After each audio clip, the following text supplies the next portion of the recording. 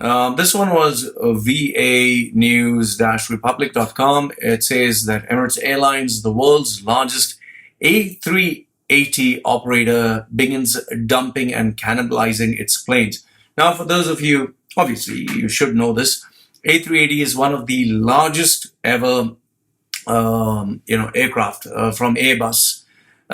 So Emirates Airlines at every event, at every air show, kept scooping up deals and kept bragging about that they were signing billions of dollars worth of deals, like 20 aircrafts, 60 aircrafts, 15 aircrafts, 25 aircrafts. Every air show they kept signing, and the whole world was watching with shock and awe. Is like, how is this small little emirate, that is Dubai, being bigger than United States, being bigger than British Airways, being bigger than all the other airlines combined? So obviously there was always that nagging doubt that they are doing this because of the support of the government. So which Emirates Airlines totally denied. They said, no, we are running the business in a very smart way, in a very intelligent way. We are doing it in a way you're not doing it. So no matter how much experts analyzed, overanalyzed, and overly analyzed Emirates Airlines, they were not able to find out the missing link due to which they were able to operate so profitably and make so much money. Well, Emirates Airlines stated that the reason we're able to do this is because Dubai is a central hub. We are providing exceptional service. Our pricing strategy is smart. And we are getting a lot of tourists who are coming down to Dubai, and we are offering them excellent packages through the government. But we are not taking any money from the government to support the airlines. That was what they claimed, as they say. That is how Emirates Airlines grew so rapidly, as per their claim, that they were managing the business very intelligently with the best talent, best service, best everything else. Other airlines globally said that, no, you're getting help from the Dubai government.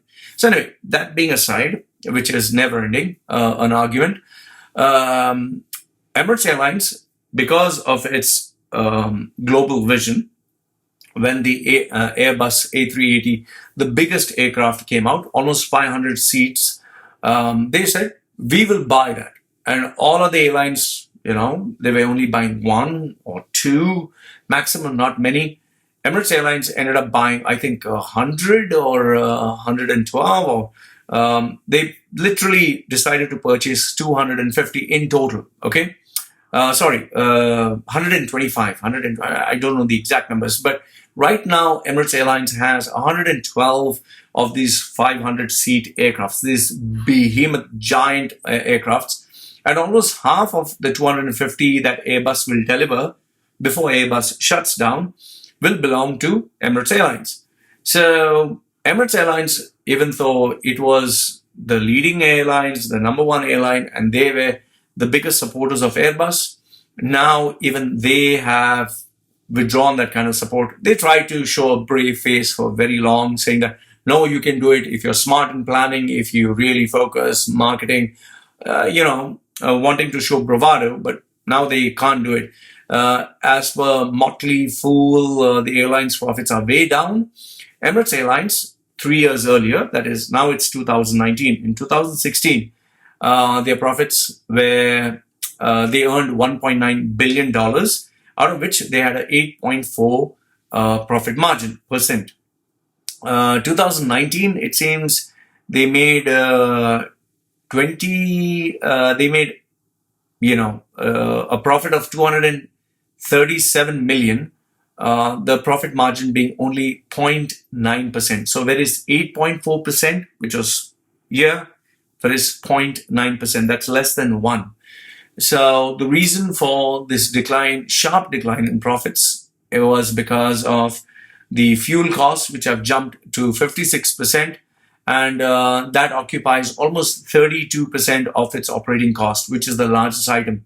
And among all the aircrafts, the A380 is a gas guzzler. So it really takes a lot of fuel. Now, you need to keep in mind that when you have such a large aircraft, you must fill in all the seats. If the seats are not filled, then obviously you're operating on a loss. And to keep filling up this entire aircraft of 500 seats with people, it's not very easy. Small aircrafts, lesser operating costs, lesser fuel, and it's easier. So it would have been much more smarter for them to have smaller aircrafts with lesser capacity. So your targets are less, but they decided, no, we'll take big because we have so many passengers, we'll make more money. However, they didn't factor in that with more money comes more cost. And if you don't achieve your targets, well, you go in a loss. And that's one of the challenges most of the businesses go through, or business owners. They always look at life in a very positive sense. Everything is going to work out. We're going to make big money. Everything is going to be good, good, good. So they keep expanding. The bigger you are, the harder you fall. And that's the story with all global brands. So Emirates Airlines is now getting rid of A380s, and they're not selling the aircrafts because there is no second-hand market for these aircrafts. They are going to scrap the parts and use them and recycle them within the other aircrafts. That's as far as this news goes. Sticking with Emirates Airlines, you also have aerotime.aero, EERO. It says Emirates Airlines reshuffles top management. You have three main guys. That is Adil Al-Reda, who is the Chief Operating Officer. Now he is the Chief Operating Officer. Adnan Kazim, who is appointed as Chief Commercial Officer. And Sheikh Majid Al-Mullah, who is the Divisional Senior Vice President of International Affairs. They had a different position. Now they are promoted to these following positions. This management shakeup has taken place because of the challenges in the economy. And Emirates confirmed the replacement of the CCO, that is Adnan Kazim, is appointed because it was empty since Thierry Antinori. He left Dubai-based airlines, that is Emirates Airlines, abruptly in May 2019. And like I've told you in my previous videos, when the top management leave designations or they change companies, it is because they know a recession is looming, because their package is based on performance of the company. So when they know that they are fighting a recession or the economy which is not in their hands, the safest thing to do is to resign from the company and take up another job, another role, where at least for the next 1 year, you're not put under tremendous pressure, rather than having the pressure of being in the company or the position for very many years. So Adil Al-Rada, Adnan Kazim, and Majid Al-Mullah, they have spent 31 years, 27 and 23 years in Emirates. That's a long time. So major news. And also there was this other bit of news that Dubai has stopped work in the new airport, the airport which was, Dubai Central, Al Maktoum, which I've spoken to, I think, in numerous videos, in my past videos, that Dubai Central is a disaster. They have spent millions of dollars on building this huge, massive airport, which is right far away from the city, which is almost like 1 hour's drive, that is without traffic, and there's nobody there, there's nothing happening there. The whole place, it's like 50 football fields large, and there's not a single soul, not a single passenger. You have only people standing. It's like a dead ghost town. So in my previous video, I spoke about the fact that, the amount of electricity, the amount of money that was spent for maintenance, for cars, for employees, for people working there. They are bleeding. They are hemorrhaging cash. So they have stopped. The previous article that had come out was they stopped work officially there.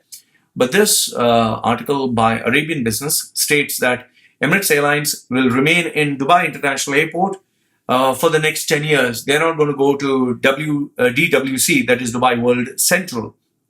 They're not moving there. Initially, when the boom period took place and when they announced that Maktoum is going to be the largest airport, they had made the vision by, I think, 2010 they are going to shift.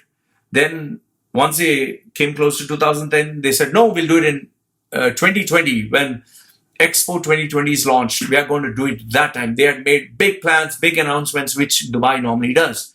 Now, when 2020 is coming and they know a few more months are left, they're like, oh, we need to save face. So let's make an announcement and say, not 2020, it's going to be 2030. I remember very clearly they had made it very explicit that when Expo 2020 is going to come, they are going to make Dubai World Central as the international hub for Expo 2020. So once again, they have put their foot in their mouth, and now they can't, they can't deliver what they have promised. So these were some of the bits of news with regards to Emirates Airlines and Dubai. So let me know, what do you think? Do you think the recession is impacting Dubai, is impacting Emirates Airlines? And if you're working with Emirates Airlines, do send me an email or WhatsApp message anonymously. And obviously, I'll share the information if you want me to share.